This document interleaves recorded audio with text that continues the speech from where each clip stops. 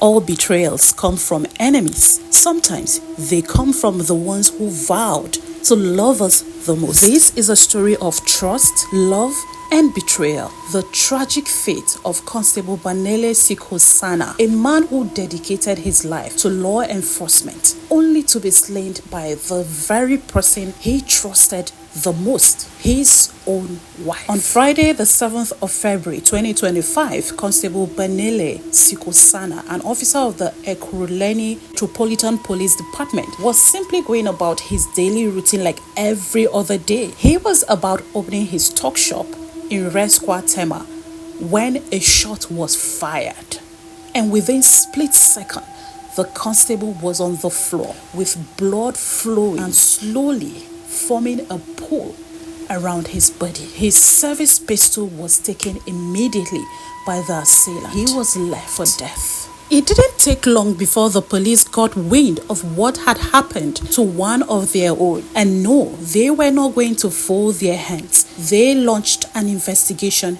immediately. And it didn't take long before the police made a breakthrough. Their first suspect was a man they found hiding in a Kwatema hostel. He was arrested. His name is Magwanyana. The police took him in for questioning, and it didn't take long before he cracked and confessed to unaliving the constable. However, the shock came when he revealed who ordered the hit. According to this suspect, he had been hired by Mrs. Sibongile Dlamini, the widow of the deceased constable, who had paid him to carry on the hit on her husband. She had paid him a deposit for him to carry on the action, and she paid the balance in full shortly after the execution. It was a mission accomplished. This is a woman whose husband paid her bride price in December 2024, and barely 2 months after, she had him unalived, which means she had plotted all along to have him dead. Because as investigators dug deeper, they uncovered an even darker truth that wasn't even the first attempt on Sikosana's life. Just a week before he was unalived, Sibongile, his wife, had allegedly tried to poison him, but he had survived that attack. He had been recovering on a sick leave, only to be ambushed and unalived days later. This woman put on a show during the memorial of her deceased husband. She was mourning. She was wailing aloud. She was broken. She appeared shattered.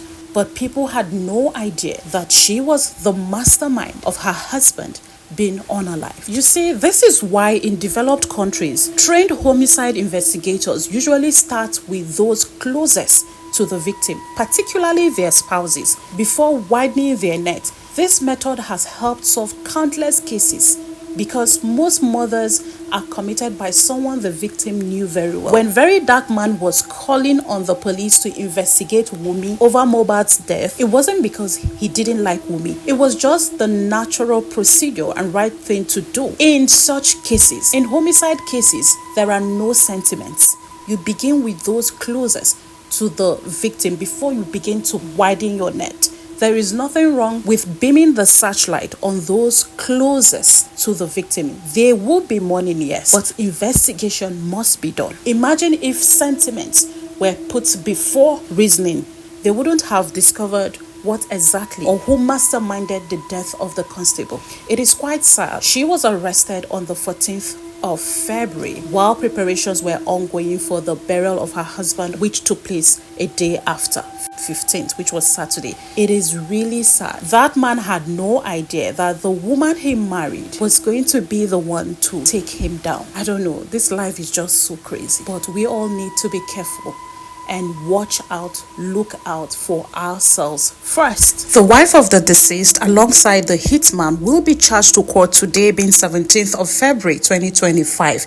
There is said to be a third person who is at large, but the police will ensure that they also find him and get him arrested to be charged alongside those two. May the soul of the deceased constable rest in peace. I would love to know what you think about this story, guys. Pop your thoughts in the comment section. I would love to read and engage. In the meantime, guys, take care of yourself, take care of your emotions, take care of your mental health. Be kind to yourself, be kind to the people around you, and always stay safe. I remain Dorcas Ige Olukan, and I love you guys.